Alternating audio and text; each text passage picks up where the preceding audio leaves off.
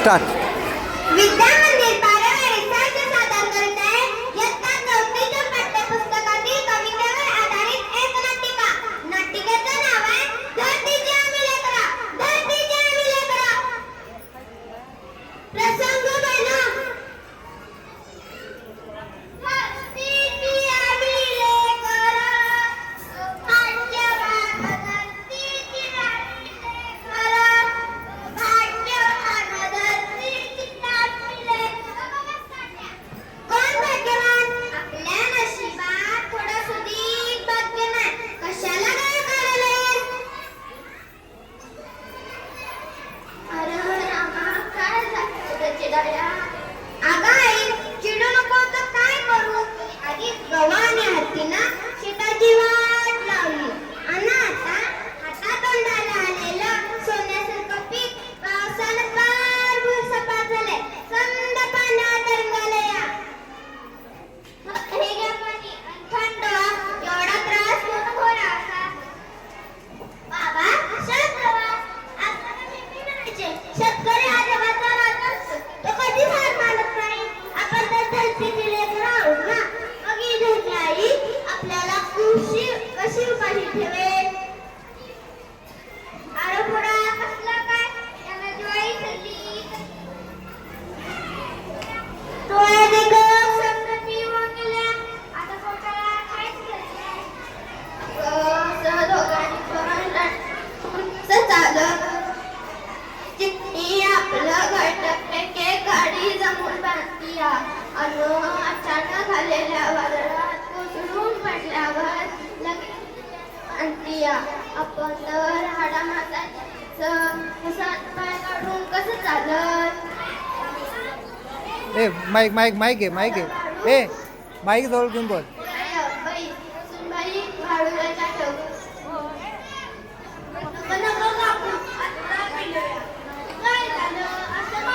ए mic जवळ घे.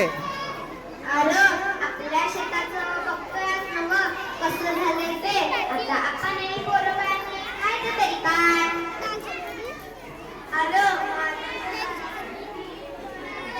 ए तो माईक जवळ तोंडाजवळ. ए माईक तोंडाजवळ घेऊन बोल.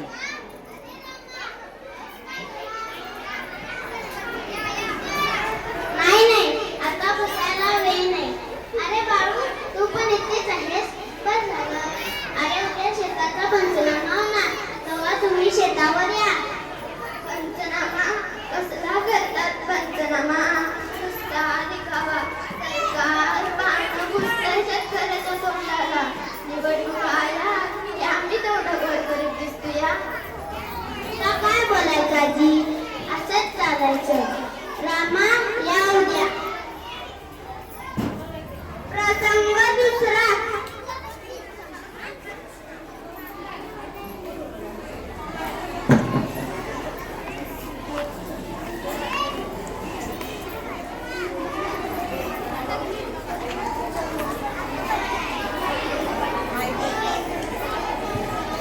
अरे पिकांचे तर खूपच नुकसान झाले आहे.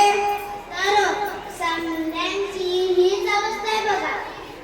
बरं चला नाव सांगा बरं तुमचं. माझं नाव रामा धोंडीबा गाडे. आणि शेत कुठून आहे ते पण सांगा.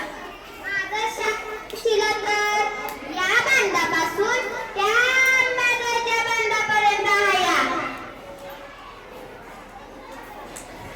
असं वय बरं बघू आपण.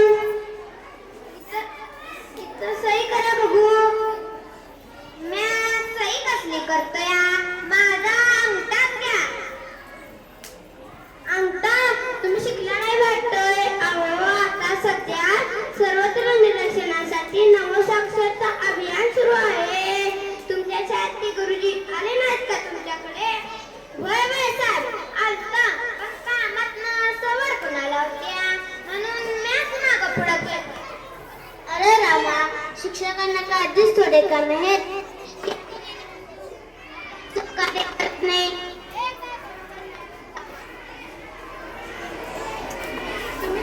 तुम्ही शिकला नाही तर कुणीही कुठल्याही कागदावर तुमचा अंगठा घेऊन पचवू शकतो तुम्हाला. मग काय करणार?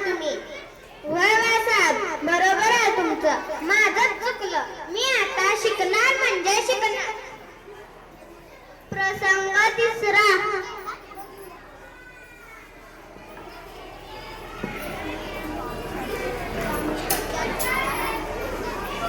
काय झालं रामा, असं का बसलायस आणि तुझ्या हातात कागद कसला र?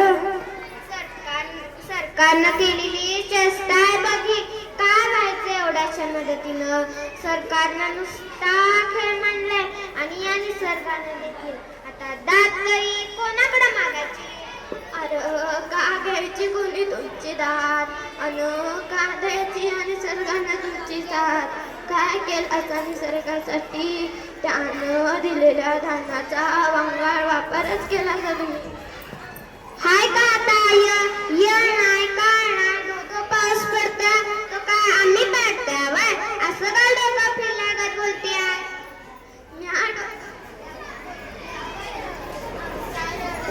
माईक बंद झालं. एकाला तसं मान